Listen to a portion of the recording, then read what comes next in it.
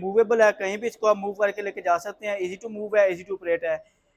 ये स्काईवुड का जो पोर्टेबल एसी है, इसकी आपको कोई फिक्सिंग नहीं करनी पड़ती, ना ही आपकी इसको बाहर से आपको इसकी कोई मेंटेनेंस करवानी पड़ती है। एक रूम से दूसरे रूम में इजीली इसको आप मूव करके लेके जा सकते हैं। यहाँ से आप डिजिटल पैनल से ऑपरेट कर सकते हैं, रिमोट से ऑपरेट कर सकते हैं। तो ये जितना इसको आप एक्सटेंड करना चाहें एक्सटेंड कर सकते हैं। तो ये यहाँ पे इसका पाइप लग जाएगा, जस्ट आपने यहाँ पे इसके ये पाइप लगाना है और इसका यहाँ पे ये लॉक हो जाएगा, करनी है ये यहाँ पे ये लॉक हो जाएगी। ठीक है, ये देख लें यहाँ पे ये लॉक हो जाएगी।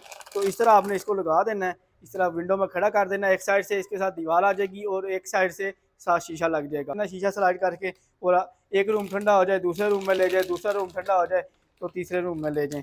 जस्ट आपने ये डक्ट लेके किसी भी रूम की विंडो में खड़ी कर देनी है। ऑन करेंगे और इसमें आगे फिर इसमें आपको स्विंग का ऑप्शन मिल जाता है, और अगर इसमें आपने स्विंग ऑन करनी है तो स्विंग ऑन कर सकते हैं। उसके बाद स्पीड आप इसमें सेलेक्ट कर सकते हैं और यहाँ से इसका टेम्परेचर कम ज़्यादा हो जाएगा। कम से कम इसका 16 तक आता है टेम्परेचर, और मैक्सिमम इसका टेम्परेचर जाता है तकरीबन 30 तक। तो ये आपको 7 स्टार इलेक्ट्रॉनिक्स की तमाम ब्रांचेस के ऊपर मिल जाएंगे। ये हीटेक कंपनी का है, तो यहाँ से इसकी कूलिंग आएगी। ये यहाँ पे इसमें ब्रांडिंग मिल जाती है।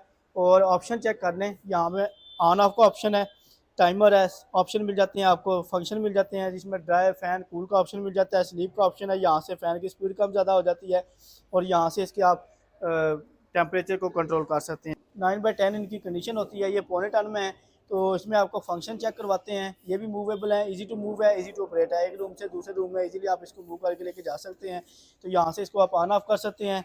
मोड का ऑप्शन मिल जाता है, कूल ड्राई फैन का ऑप्शन मिल जाता है, स्लीप का ऑप्शन है। यहाँ से टेम्परेचर कम ज़्यादा कर सकते हैं और फैन स्पीड आप कंट्रोल कर सकते हैं और यहाँ से इसमें आप टाइमर लगा सकते हैं।